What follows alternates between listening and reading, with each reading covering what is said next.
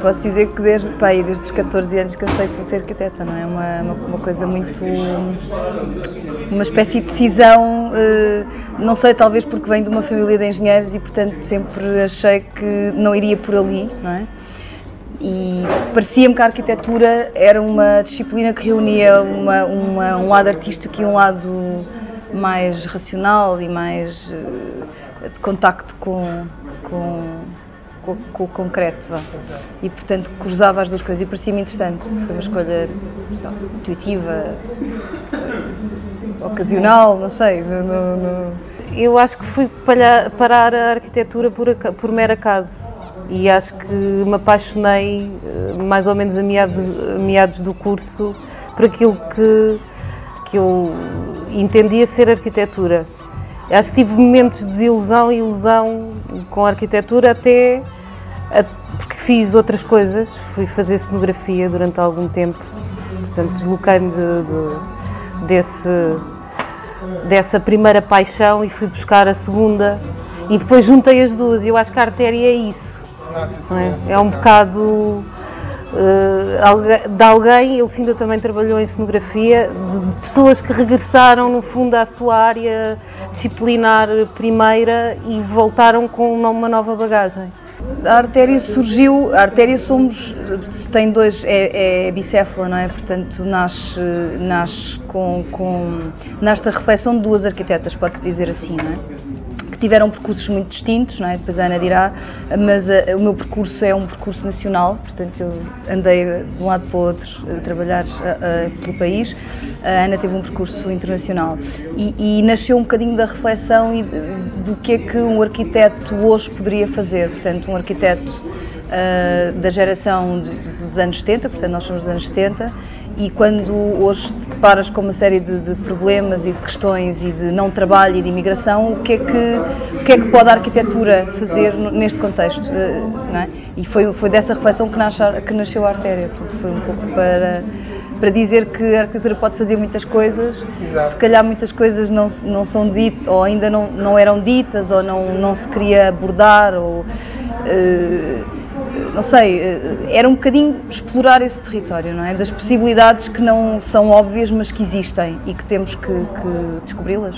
Nós temos duas arquitetas de uma geração que ficou de facto um bocadinho de fora daquilo que poderia ser o mundo, vá lá, propício à criação de ateliês de uma forma como tinha vindo a ser até aqui, com as gerações anteriores, e nós acabámos por chegar, por via de termos que incorporar uma série de coisas da nossa própria vida também, que não é a vida de uma elite ou com uma situação, vá lá, privilegiada, e pensarmos, por exemplo, nós viemos para aqui para a Mouraria, nós começámos a relacionar-nos com a Mouraria no sentido de tentarmos entender até o bairro onde estávamos, e o primeiro trabalho que fizemos, que foi o Edifício Manifesto, foi de facto com esse espírito de vamos reconhecer aqui trabalho, e o bairro tinha trabalho na altura para fazer.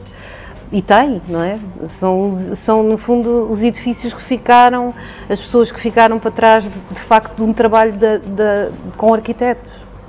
E a Associação Renovar a Mouraria, no início nós quando comunicámos com eles, no fundo também foi um convite deles para nós e com a nossa proposta do Edifício Manifesto, quer dizer, juntaram-se duas necessidades. Nós queríamos fazer um trabalho no bairro e eles que precisavam de arquitetos para fazer, de facto, acontecer uma coisa que hoje, pronto, até hoje se mantém e bem.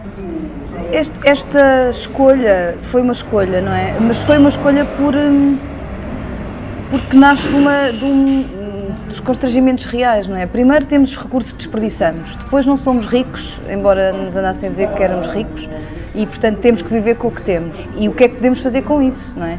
E parece-nos um bocadinho, eu diria obsceno, não sei se posso dizer esta palavra, andar a fazer coisas quando não precisamos delas, simplesmente porque gostamos de fazer coisas e é giro. Pronto, nós, como não temos acesso a esse mundo, e mesmo que tivéssemos, eu duvido que fizéssemos isso, porque nos parece que há os constrangimentos reais podem não ser assim tão maus quanto isso. e portanto acho que também um papel com alguma responsabilidade implica que se olhe para as coisas como são e que se dê resposta a isso, não é? A arquitetura portuguesa é muito, muito bem vista e muito conceituada, e há trabalhos de arquitetos extraordinários e reconhecidos lá fora, mas também eu acho que há uma singularidade. Portugal tem uma singularidade ainda, que é ainda não ser standard, não é? Nós tivemos, acho que, alguma dificuldade em deixar entrar o standard, não é? Em que integramos a comunidade, uma série de legislação, uma série de coisas que tivemos que atualizar, que adaptar, que melhorar, mas houve sempre uma resistência a isso, não é? E portanto sempre fizemos muito à medida das necessidades, e isso é uma singularidade nossa, que também é uma grande força, e é muito interessante perceber que um país tão pequeno tem essa força. E acho que isso também deve ser trabalhado, entendido, explorado, pronto, e sem vergonha, sem preconceito. É pequeno, mas e depois, não é? Pode ser interessante e tem todo o direito de ser na escala que é, e pronto, e foi um pouco também uma das dimensões. Não sei se é muito consciente, se é uma coisa que foi pensado, acho que não pensámos isto, agora vamos trabalhar, mas de facto é uma evidência. Nós gostamos de nos imiscuir nos territórios dos outros, não é? Entender isso, entendê-los de uma maneira plena e não plana, não é? Não a maneira de olhar por cima, um bocado do God view do arquiteto, o território, não, da maneira humana também, de uma maneira, vamos sempre recoletando coisas, pistas, conversas, etc. Temos um pouco esse método e essa necessidade.